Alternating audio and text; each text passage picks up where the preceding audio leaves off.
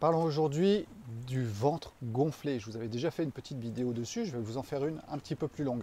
Plus vous regardez les vidéos que je vous fais, plus vous allez intégrer cette connaissance du yin, l'expansion, et du yang, la contraction. Il n'y a que deux forces avec lesquelles on joue quand je vous parle de la santé, de la gnose taoïste. Quand on parle du côté de la médecine traditionnelle chinoise, on parle de 5 éléments. Quand on parle de l'Ayurveda, on parle de 3. Quand on parle de la médecine prophétique, on parle de 4, d'accord?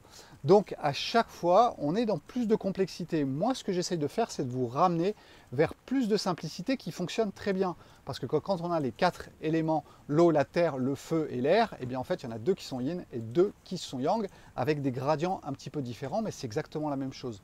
Revenez à une grande simplicité, vous allez voir que vous allez gagner en autonomie et en compréhension.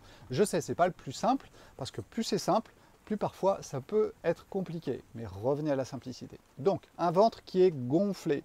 Regardez le geste que je fais avec mes mains. Quand vous ne savez pas, parlez avec vos mains. Vos mains, elles vous feront soit ça, soit ça. Donc, c'est l'expansion. La force d'expansion, c'est le yin. C'est quoi? C'est aussi le froid. C'est aussi l'eau. Donc, c'est aussi la fermentation. Donc, c'est pour ça que quand ça fermente dans votre ventre, eh bien, vous voyez l'expansion. Fermentation égale expansion. Donc il faut qu'on aille régler ce problème-là. S'il y a fermentation, il y a deux solutions. Soit vous ne digérez pas très bien ce que vous mangez. Dans ce cas-là, il va falloir mieux digérer ce que vous mangez. C'est ce que je vous explique quand je vous dis qu'il ne faut pas mélanger certains aliments ensemble parce que ça va perturber la digestion. Ensuite, ça arrive dans votre intestin, pas forcément bien digéré.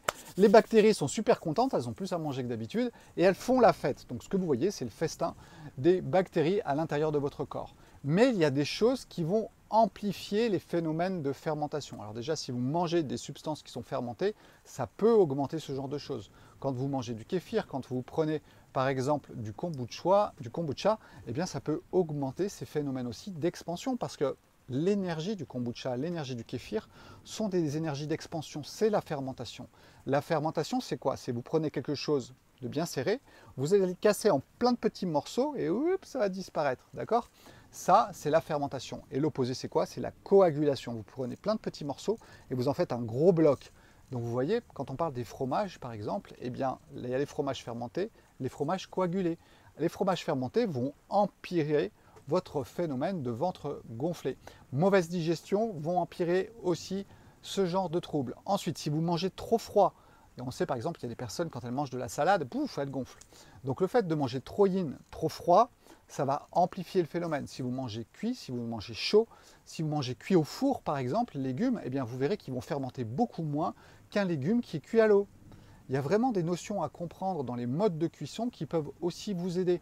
C'est ce que je vous apprends dans le Yin Yang, les bases, le livre que j'ai sorti, qui vous explique, qui reprend un petit peu tous ces modes de fonctionnement, que quand vous cuisinez au four, ça serre, ça recroqueville. Donc quand ça arrive dans votre ventre, ça donne une énergie de contraction.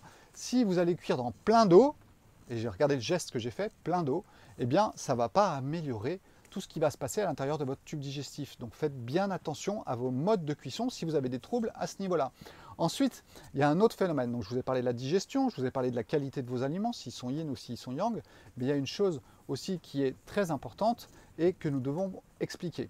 Il est possible que dans votre intestin, eh bien, il y a un phénomène de relâchement. C'est tout ramollo. Encore une fois, ramollo, c'est yin, d'accord? Bien serré, c'est yang. Donc, vous avez sûrement épuisé le yang, le feu, la contraction à l'intérieur de votre corps. Et il va falloir modifier, encore une fois, votre régime alimentaire pour retrouver de la tonicité au niveau de l'intestin. Un intestin qui est complètement ramollo, dont l'énergie a été épuisée, l'énergie de feu, d'accord? Pas l'énergie de l'eau, l'énergie du feu. Eh bien, cet intestin, il est relâché. Donc il va se détendre encore plus facilement s'il y a des fermentations. Si vous avez un intestin bien serré, eh bien ça va avoir plus de mal à ouvrir le ventre, d'accord?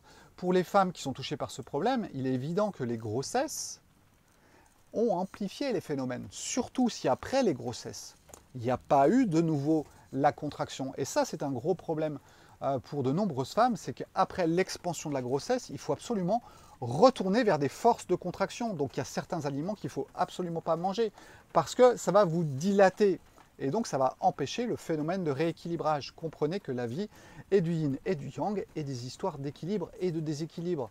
Une maladie est un déséquilibre. Déséquilibre du yin ou déséquilibre du yang.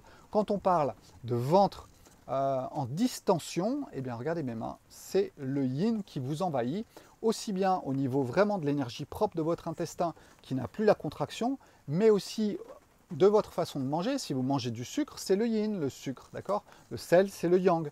Et donc si vous mangez trop de sucre, eh bien vous allez bien évidemment dans plus de fermentation. C'est pas nouveau, quand il y a un petit peu de sucre, ça fermente aussi plus vite. S'il y a beaucoup de sucre, là, ok, c'est comme les confitures, ça bloque la fermentation. Mais c'est comme quand il y a beaucoup de sel, ça bloque la fermentation aussi. L'excès de l'un ou l'excès de l'autre bloque les bactéries, elles n'aiment pas ça. Elles ont des points d'équilibre qui leur sont très importants. Donc, faites attention à ce que vous mangez, dans l'ordre dans lequel vous mangez. Faites attention aussi à ce que vous ayez un intestin qui soit tonique. S'il est plus tonique, eh bien, il va falloir le rendre tonique. Je vous invite vraiment soit à me contacter, soit à lire le livre Yin Yang les bases, parce que vous allez avoir plus d'informations sur les aliments. Ils sont yin, ils sont yang, ils sont de quel côté. Et surtout, moi, le plus important, ce que je veux, c'est que vous ayez de l'autonomie. Donc, pour avoir de l'autonomie, il faut entrer dans cette connaissance qui est la plus simple du monde. C'est important que vous reveniez sur des bonnes bases, les bases les plus simples. Revenez encore au-dessus, que ce soit de la médecine traditionnelle chinoise, de la médecine prophétique, que ce soit de l'Ayurveda, il y a encore quelque chose qui est au-dessus. Et c'est yin et c'est yang, c'est pas mieux, c'est pas moins bien. C'est juste qu'on est près du point d'unité, de l'émergence et de la polarisation. Et ensuite, ça va donner tout le reste. C'est pour ça que les 4 éléments, c'est juste. Les 5 éléments, c'est juste aussi. Et les 3 éléments de l'Ayurveda, c'est pas faux non plus.